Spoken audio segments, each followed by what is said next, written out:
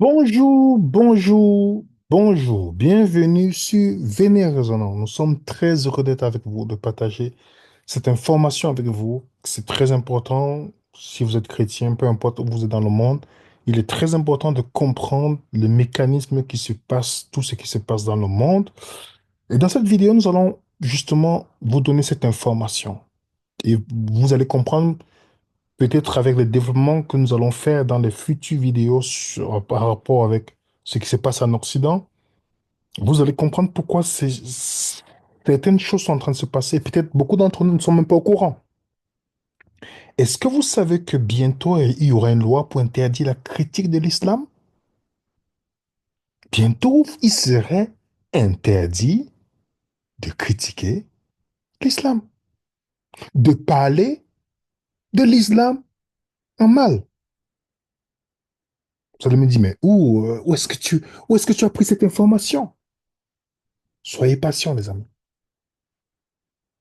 Avant de venir vous montrer cette loi, je vais vous partager l'information de ce jeune ex-musulman qui, à cause de tout ce qu'il a subi dans l'islam, il s'est réfugié en Suède. Il a été assassiné récemment parce qu'il avait brûlé le Coran. Et les musulmans n'ont pas supporté. Ils sont venus l'assassiner chez lui, dans son appartement. Pourquoi le silence des médias? Parce qu'il a brûlé le Coran.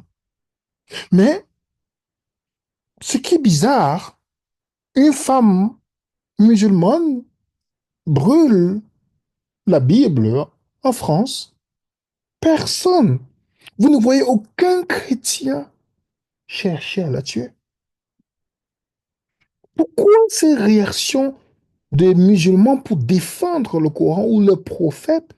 Mais ils peuvent, comme ils veulent, critiquer les autres, critiquer la croyance des autres personnes.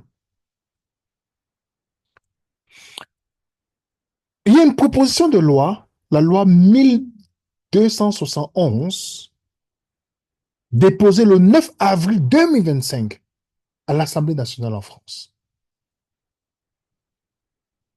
Est-ce que vous savez ça, les amis? Êtes-vous au courant de cette loi, de cette proposition de loi, que si elle est votée, vous verrez les conséquences de ça, de cette loi.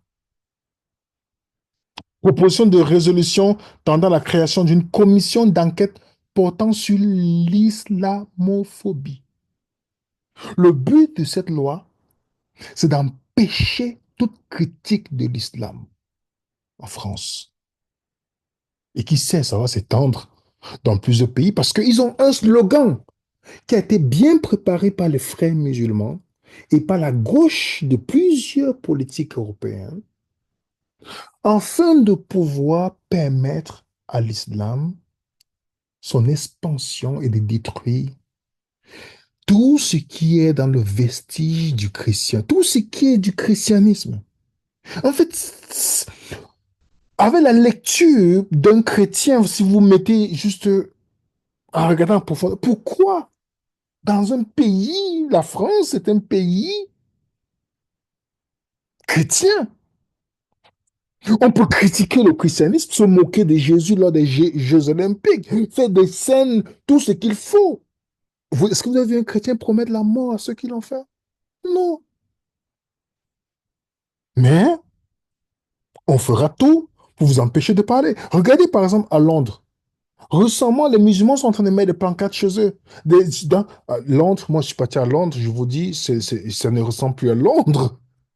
On voit le voile partout. Les musulmans, ils ont les quartiers à Londres où il y a la charia, où on exécute les lois islamiques. Il y a le viol des petites filles britanniques qui a été caché par les politiciens parce que c'était les musulmans qui l'ont fait. Je reviendrai là-dessus. Alors, posez-vous la question. Ils mettent des tentes à Londres pour dire Jésus était musulman, venez nous poser la question. Vous pouvez accepter Jésus sans toutefois perdre. Vous pouvez accepter l'islam sans toutefois perdre Jésus. Ils ont le droit de faire ça. Mais posez-vous une question simple. Pouvez-vous faire cela dans un pays musulman? Est-ce que vous pouvez partir en Arabie Saoudite, mettre une tente que venez, on va vous parler de Jésus, convertissez-vous au christianisme? Non. Et qu'est-ce qu'on met devant pour vous empêcher, vous et moi, de pouvoir parler? De pouvoir apporter une critique rationnelle. Je ne parle pas des gens qui critiquent dans le vide. On parle ici de vraies critiques parce que si on met islamophobie, dans le mot islamophobie, il y a le mot phobie. Islam qui veut dire soumission, phobie veut dire une peur, comme une peur irrationnelle. Est-ce, posons-nous la question, est-ce irrationnel? Est-ce que c'est une peur irrationnelle qui nous pousse à ne pas accepter cette religion, de ne pas permettre l'extension de cette religion? Est-ce que c'est une peur irrationnelle? Si c'était irrationnel, on pouvait dire, oh, c'est basé sur les émotions, peut-être quelque chose votre passe. Mais est-ce que on peut rationnellement s'asseoir et dire, avoir les arguments solides pour dire, je ne peux pas adhérer à cette religion? Vous voyez comment on fait pour taire des personnes? On invente des concepts, on n'accepte même pas que vous puissiez discuter, poser les questions sur l'islam. Juste pour vous rappeler, les musulmans vivent avec les hindous, il y a un problème. Les musulmans vivent avec les bouddhistes, il y a un problème. Les musulmans vivent avec les chrétiens, il y a un problème. Les musulmans vivent avec les juifs, il y a un problème. Les musulmans vivent avec les sikhs, il y a un problème. Les musulmans vivent avec les baha'is, il y a un problème. Les musulmans vivent avec les shintoïstes, il y a un problème. Les musulmans vivent avec les athées, il y a un problème. Les musulmans vivant avec les musulmans, il y a un gros problème. Alors, quel est le point commun que vous voyez dans ce que je viens de vous montrer? Cela conduit à nous poser une question simple. Les musulmans ne sont pas heureux à Gaza. Ils ne sont pas heureux en Égypte. Ils ne sont pas heureux en Libye. Ils ne sont pas heureux au Maroc. Ils ne sont pas heureux en Iran. Ils ne sont pas heureux en Irak. Ils ne sont pas heureux au Yémen. Ils ne sont pas heureux en Afghanistan. Ils ne sont pas heureux au Pakistan. Ils ne sont pas heureux en Syrie. Ils ne sont pas heureux au Liban. Ils ne sont pas heureux au Liban. Ni au Nigeria, ni au Kenya. Et au Soudan aussi, qui est un pays musulman. Ils ne sont pas heureux là-bas. OK? Mais par contre, où est-ce qu'ils sont heureux? Ils sont heureux quand ils vivent en Australie. Ils sont heureux quand ils vivent en Angleterre. Ils sont heureux quand ils vivent en Belgique. Ils sont heureux quand ils vivent en France. Ils sont heureux quand ils vivent en Italie. Ils sont heureux quand ils vivent en Allemagne. Ils sont heureux quand ils vivent en Suède. Ils sont heureux quand ils vivent aux États-Unis et au Canada. Ils sont heureux quand ils vivent en Norvège et en Inde. Ils sont heureux quand ils vivent en Suisse. Est-ce que vous avez déjà vu, vous voyez l'immigration qui se passe? Je parle de arabo-musulmane, plus précisément musulmane, parce qu'il y a les Arabes chrétiens ou ceux qui sont convertis au christianisme qui sont des excellentes personnes.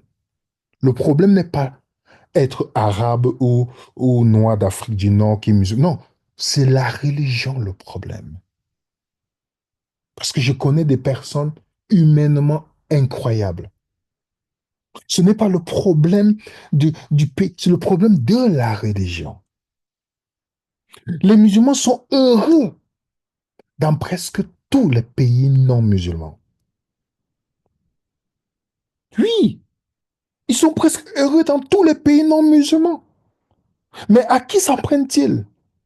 Ni à l'islam, ni à leurs dirigeants, ni à eux-mêmes. Ils blâment les pays où ils sont heureux. Ils veulent que les pays où ils sont heureux ressemblent à ceux d'où ils viennent, où ils étaient malheureux. Je ne sais pas si vous comprenez ce que je veux dire ici. Ils veulent que les pays où ils sont heureux, c'est-à-dire l'Occident, ressemblent à ceux dont ils viennent, les pays dont ils viennent, dont j'ai cité, où ils étaient malheureux. Ils veulent transformer ces pays-là à ces pays-là. Ils disent que non, l'Occident c'est chétan, c'est toutes ces choses, mais pourquoi vous partez dans un pays que vous savez que c'est chétan, comme il dit Satan? Est-ce que vous avez déjà vu, on interdit les musulmans de faire le culte dans les pays occidentaux? Mais par contre, ils sont heureux dans les pays occidentaux, mais les chrétiens sont persécutés dans les pays musulmans. Yves Mamour le disait dans le Figaro le 20 mars 2019. Les persécutions des chrétiens ont lieu en majorité dans des pays musulmans. Dans le temps, il dit, chrétiens, en pays d'islam, pourquoi tant de haine? L'imam est responsable de l'association islamique font beaucoup d'efforts pour nous persuader que l'islam a le plus grand respect pour les chrétiens. Mais comment est enseignée cette tolérance dans une religion qui ne la respecte nulle part? Et se demande Mireille Valette. Vous ne voyez pas qu'il y a un problème? Les chrétiens sont persécutés dans les pays musulmans. Les musulmans sont heureux dans les pays non musulmans. Ils profitent des aides que le pays donne. Ils font plusieurs enfants, puisque l'objectif, c'est de coloniser les pays occidentaux. Donc, il faut faire plusieurs enfants. Ils vivent dans un pays, mais ils détestent le pays. Vous voyez, vous partez à Lyon, à Paris, vous allez voir beaucoup de jeunes musulmans, que ce soit maliens, marocains, tunisiens.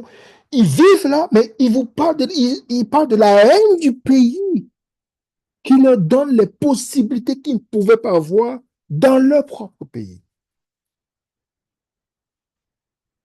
Les chrétiens sont les plus persécutés au monde. Imaginez où? Dans les pays musulmans. Dans les pays musulmans. Vous partez en France, 2600 lieux de culte musulmans. Mais par contre, en Arabie Saoudite, vous ne pouvez pas construire une église. Vous ne pouvez pas, au Qatar, parler de votre foi ou l'exposer. Montrez-moi combien d'églises vous avez au Qatar, en Arabie Saoudite, les amis. Vous avez les chiffres? On parle qu'en France. Vous partez en Belgique, c'est pire. Il y a les quartiers là-bas, ce n'est plus la Belgique.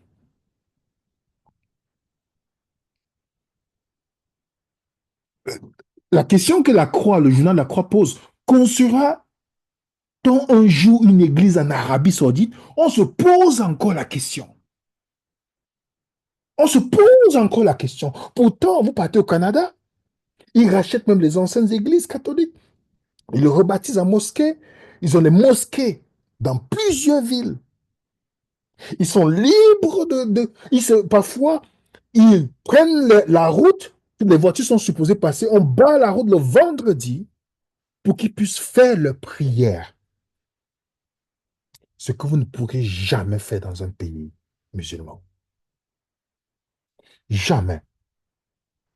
Il y a même des lois qui interdisent de convertir un musulman à un autre, dans une autre religion en Algérie. Les chrétiens d'Algérie ou qui vivent au Maroc sont obligés de faire profil bas, de peur d'être persécutés. Persécution des chrétiens dans le monde, on a même mis un pasteur algérien, Youssef Ourahman. Il a été condamné le 2 mai dernier à 1 an de prison ferme pour tenue d'un culte non autorisé.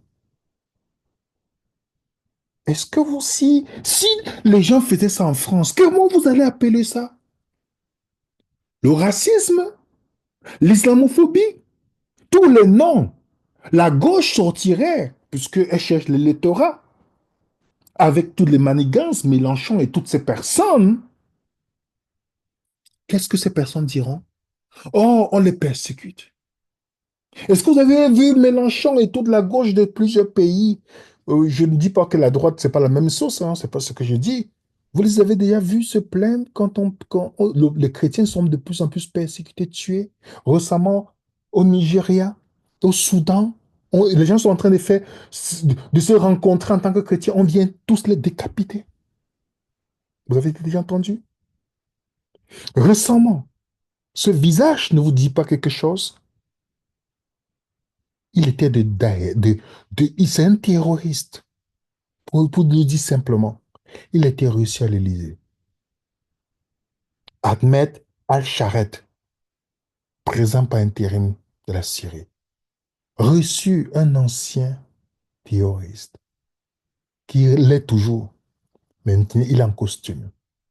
Et vous allez penser, quand vous voyez le mouvement politique, vous dites, oh non, ces personnes-là, non, les politiciens sont contre. Non, non, non, non, non, non, non.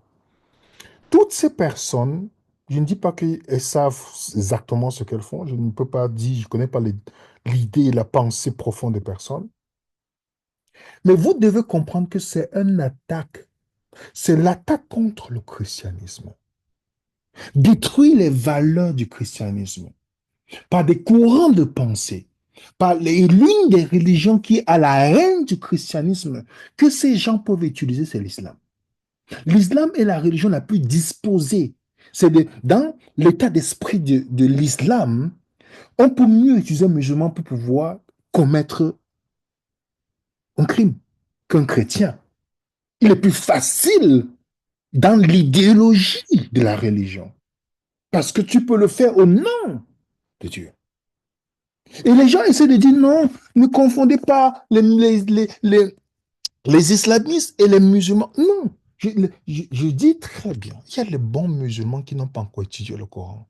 Mais un bon musulman, c'est celui qui applique le Coran comme il faut. Je vous donne seulement le témoignage de Mohamed Baïd Rafil, secrétaire général du Conseil théologique musulman de France. Voilà ce qu'il déclare dans une interview. Écoutez bien avant que on éteigne. Ce que Daesh fait, ce que Daesh a fait, les amis, il faut avoir le courage de le dire. Tout ça, c'est dans le droit musulman. Et celui qui n'a pas, qui n'assume pas cela, pour moi, est malhonnête. Et il suffit de le regarder. Posez-moi toutes les questions que vous voulez sur ce que Daesh fait. Je vous dirai dans quel chapitre c'est écrit. Tout. Il n'y a pas une seule action que Daesh commet qui n'est pas dans le droit musulman. Alors, la question qui se pose, et c'est là où justement on peut être très facilement pris au piège. On va te dire, oui, mais ça ne s'exécute que s'il y a un roi, un souverain, sultan, c'est sous un sultan que cela doit être fait. Mais ça veut dire déjà que tu valides le principe. Or, le principe n'est pas à valider. Un principe qui constitue à tuer un enfant non musulman. Imaginez-vous une seule seconde.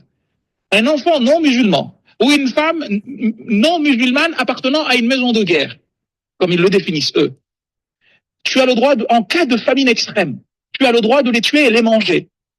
Oh, ça c'est l'imam Nawawi qui te dit ça dans Rawda et dans le Majmoua. Faut arrêter le cirque à un moment donné et de dire que non, c'est pas l'islam ça. Parce que si tu ne dis pas cela, ça laisse aux autres la possibilité de venir et de faire n'importe quoi. L'assassinat de Samuel Paty, c'est vrai qu'il y a plusieurs raisons qui concourent à cela. Psychiatrique, certainement. Sociologique, certainement. Éducative, certainement. C'est des problèmes multifactoriels. Mais n'empêche que si tu retournes dans le droit musulman, tu vas trouver qu'il y a quasi unanimité sur le fait que celui qui insulte le prophète doit être tué. Donc ne nous racontons pas de salade, en fait. C'est que tant que nous n'aurons pas décidé que ça, c'est un héritage dont on puisera ce qui cadrera avec nos réalités, et on laissera de côté ce qui ne cadre pas avec celle-ci, eh bien on continuera à avoir des actions pareilles. En fait, j'ai du mal à comprendre que nous ne comprenions pas. Moi, c'est ça ma question, en fait. C'est mon interrogation. Vous comprenez? Donc, dans la discussion, Mohamed Bachralfil veut à tout prix faire comprendre aux gens que s'il n'y a pas de réforme dans l'islam, on verra toujours toutes ces choses parce que ces gens, ils ont de quoi justifier tout ce qu'ils font. Parce que c'est écrit. Il y a des écrits pour ça. Ils ont de quoi? Les arguments. C'est dans le droit musulman de faire tout ce qu'ils font là. casser toutes ces choses, piller. C'est l'exemple même du prophète. Vous comprenez? Lorsqu'on vous parle de réformer l'islam, vous avez entendu parler, on vous a dit qu'on va réformer le christianisme? Quand on réforme, c'est parce que c'est pas, il y a des problèmes, il y a des choses dans la théologie qui ne cadrent pas, pour emprunter ces mots, avec la réalité dans laquelle nous vivons. Vous n'allez jamais voir Jésus a dit d'aller tuer des personnes. Vous lisez la Sourate 9, c'est dit d'aller tuer les chrétiens, les juifs, de haïr les personnes. Donc celui qui tombe dans cette idéologie, qui n'a pas un peu de réflexion, il va mettre ça en application. Donc, il n'est pas conforme ou correct de dire que les gens sont islamophobes. Les gens ont des raisons. Et ces raisons sont même évoquées par beaucoup de ces responsables religieux dans l'islam qui voient que c'est un problème. Que c'est un problème. Quand vous lisez la sourate 64 qui dit entre vous et nous, c'est l'inimitié, la haine à jamais jusqu'à ce que vous soyez musulmans. Que vous voyez dans une prêche, un monsieur puisse dire que, écoutez bien la prêche, je vais conclure avec ça. C'est la prêche dans, voilà quand on dit prêche comme prédication chez les chrétiens. Voilà, écoutez ce qu'il dit. My brothers and sisters, let me tell you something and understand this as fact. As far as sin is concerned, and please understand this message very, very clearly. Of course, it's all sin, it's all haram, none of it is good and accepted. But for the sake of understanding, because many of us, well, we see a brother that's selling drugs, we see a brother that maybe murdered another brother, and we say, "Far, look at these people, look how rubbish they are." Habibi, let me tell you something in the eyes of Allah subhanahu wa ta'ala. As far as sin is concerned, yeah? The one that sells drugs, good or bad? Just very quickly, good or bad? Bad. How about the murderer? How about the one who commits adultery, zina? What about the one who rapes a child? What about the one who drinks alcohol? The biggest of the kabair, good or bad? This person, one person that commits all of these sins, he commits all of these sins on a daily basis, but he prays is better in the eyes of Allah than the one that doesn't commit all of these sins who doesn't pray. So you because it's not going to work on the day of judgment. And that misses one salah, one salah, you missed one salah for no reason. You're worse than a murderer, you're worse than a rapist, you're worse than a terrorist, you're worse than a pedophile in the eyes of Allah.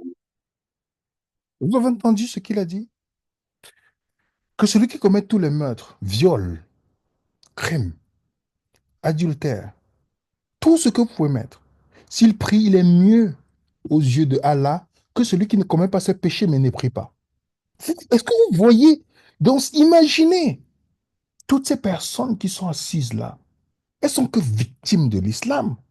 Que vous écoutez un prédicateur comme ça qui parle, qui vous dit, qui met ça dans votre esprit, et que vous êtes faible d'esprit, d'où l'endoctrinement. Regardez la réaction des religieux lorsque ils sont endoctrinés. Beaucoup se disent que c'est Dieu. Ils utilisent les paroles pour pouvoir justifier ce qu'ils disent. Donc les premières personnes à délivrer de l'islam, c'est les musulmans. D'où il est important pour chacun d'entre nous d'étudier et de prier pour ces personnes. Les gouvernements, vous savez très bien, comme la Bible dit, ils n'ont qu'un seul ennemi. Le somme de nos détails, c'est le Christ. Alors tout ce qui, les valeurs du christianisme, qui ont fait de l'Occident, qui ont mené les changements en droit de femme, droit de l'homme, droit de l'enfant, tout dans le monde, c'est ce que l'ennemi veut utiliser, tout ce qu'il peut pour détruire ces valeurs-là. Donc, vous et moi, les amis, nous avons aussi pour mission. C'est pourquoi quand vous voyez un musulman qui a donné sa vie à Jésus, c'est magnifique. C'est magnifique.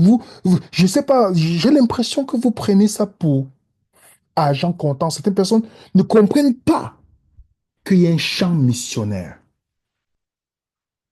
Il y a un champ missionnaire milliards de musulmans qui est dans le monde, il y a un champ missionnaire. Chacun doit faire sa part. Vous vivez en France, aux Antilles, partout où vous côtoyez, combien de temps vous mettez à genoux pour implorer le ciel de révéler la vérité à cette personne? Ce qui est magnifique, c'est que l'islam s'est répandu par l'épée, mais beaucoup de gens sont en train de quitter l'islam grâce à Internet et à toutes les personnes qui se lèvent. Beaucoup deviennent chrétiens, d'autres deviennent athées parce qu'ils sont tellement dégoûtés de la religion. Mais nous avons, en tant que chrétiens, un devoir aussi que Dieu nous a donné, de pouvoir leur apporter le message de l'évangile, la bonne nouvelle au sujet de Dieu. Alors, ma prière pour tout temps, pour cela, c'est que Dieu nous donne la force. Vous savez très bien que l'objectif des gouvernements, c'est la haine du christianisme. Bientôt, avec toutes ces lois, c'est de détruire le christianisme. Vous n'allez pas voir ces gouvernements, ni un gouvernement européen prendre la position pour le chrétien. Non, non, non, non, non. Parce qu'il y a un objectif, l'ennemi qui est derrière a un objectif dont on aura l'occasion d'échanger dans un panorama prophétique. Pourquoi le christianisme est la cible du satanisme dans la musique, dans le sport, dans toutes ces choses-là, ce n'est pas, c'est le christianisme qui est visé, mes amis. Oui. En tout cas, que Dieu nous aide et on dit à très bientôt. Mettez un coup de pouce, partagez. À très bientôt sur Vénère Raisonnant.